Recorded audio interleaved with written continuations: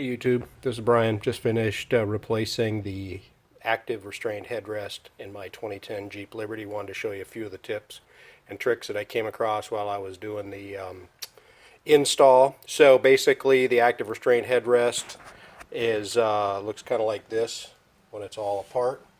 Designed to pop out in the event of an accident. On mine, this little retainer that you see right by the strap had broken, which is a common problem with these. And when that happens, basically it's ruined.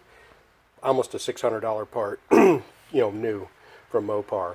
So basically what I did is I got on YouTube, figured out where I could, if I could get it out, if I could do the repair myself, then bought a headrest on eBay for about 80 bucks. This one happened to have a black cloth upholstery, which I didn't really care about because I was going to take that off, but what I was really after was a black plastic cover plate that matched my interior because I got a black on black Liberty. So a couple tricks.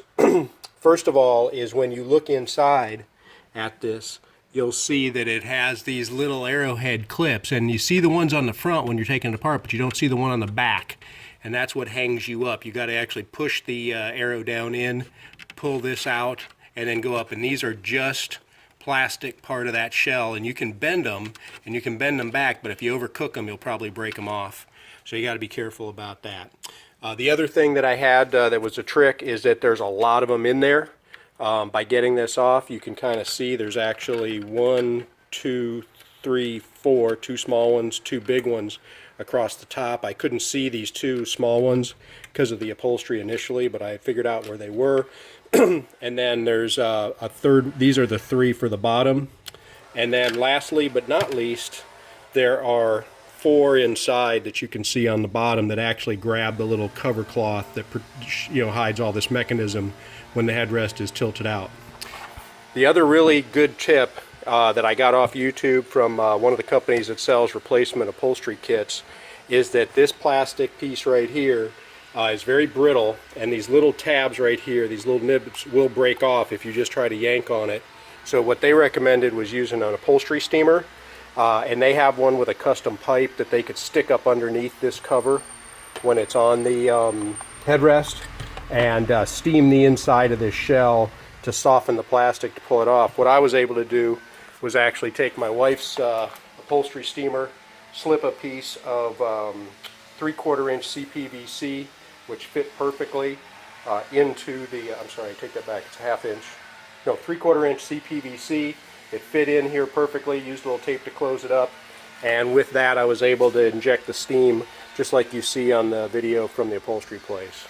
The other thing that was a little trick on this Jeep is that in order to get the headrest out, they have the little button on one side, but it does have the little small hole that you have to use a toothpick, basically, or a paper clip, stick it in there while you're pushing the button on the other side to get the whole assembly out. And once I figured that out, I was able to get the old headrest out and put the new one back in. The other trick is when you're taking the back off of the seat, there are 2 metal spring clips. They're not really shown well in a lot of the videos on YouTube, but basically if you pull back the upholstery and look down in here, you can see them.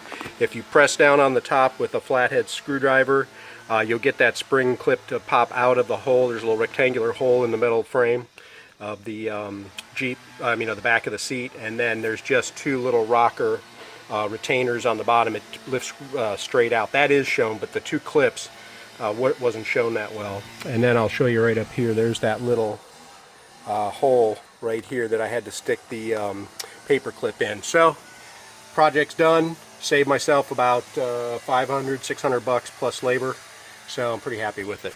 Good luck with your project.